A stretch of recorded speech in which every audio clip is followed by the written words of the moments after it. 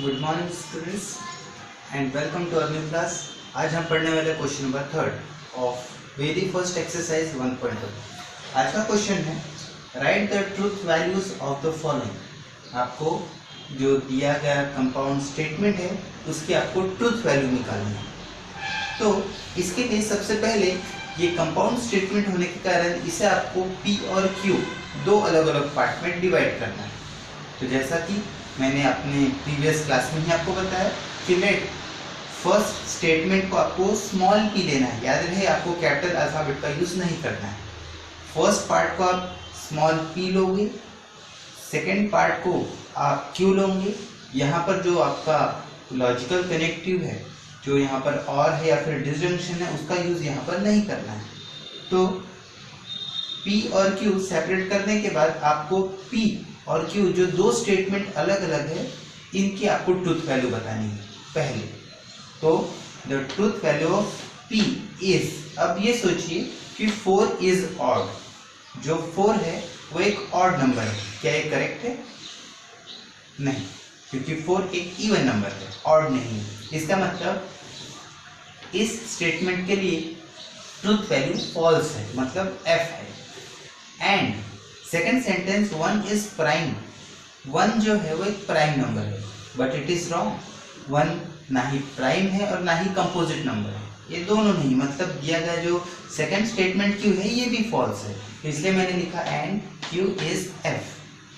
तो इसके बाद इसी दिए गए कंपाउंड स्टेटमेंट को हमें सिंबॉलिक फॉर्म में लिखना है, जैसा हम प्रीवियस क्लासेस में हमने किया।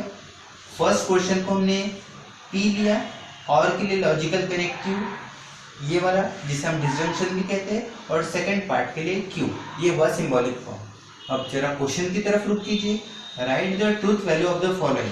आपको इस कंप्लीट कंपाउंड स्टेटमेंट के लिए ट्रूथ वैल्यू निकालनी है। हमने यहाँ ट्रूथ वैल्यू जो निकाली वो फर्स्ट पार्ट और सेकेंड पार्ट की अलग अलग निकाली, हमें कंबाइन निकालना है। तो उसके लिए the truth value of given statement is, यहाँ पर लॉजिकल कनेक्टिव और है या फिर डिसजंक्शन है, और डिसजंक्शन के लिए रूल होता है, हमारे डिसजंक्शन के लिए मतलब और के लिए रूल होता है, यदि फर्स्ट स्टेटमेंट फॉल्स हुआ, सेकंड स्टेटमेंट भी फॉल्स हुआ, तो इनका रिजल्ट भी फॉल्स होगा, अदरवाइज ट्रू। लेकिन दोनों यदि फॉल्स है तो उनका रिजल्ट भी फॉल्स रहेगा, मतलब F रहेगा। इसीलिए जो ट्रूथ वैल्यू निकली है हमारे दिए गए कंपाउंड स्टेटमेंट की, वह कैसी है? F। तो हम लास्ट में लिखते हैं the truth value of given statement is F।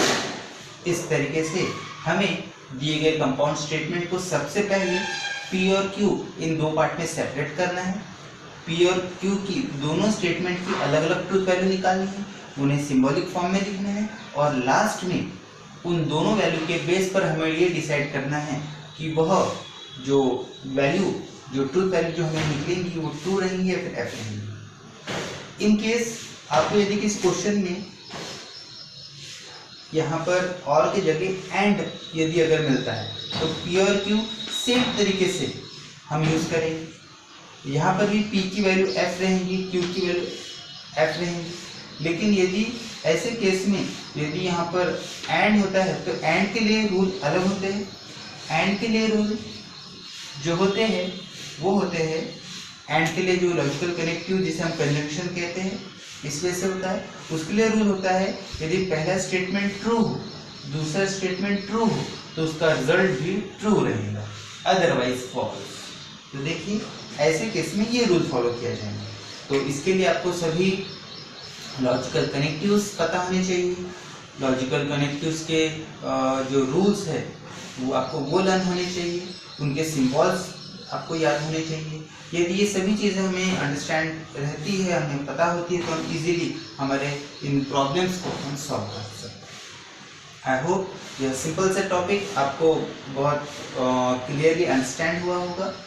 और चलिए मिलते हैं हमारे अगले क्वेश्चन में, हमारे अगले क्लास में। तब तक के लिए थैंक यू।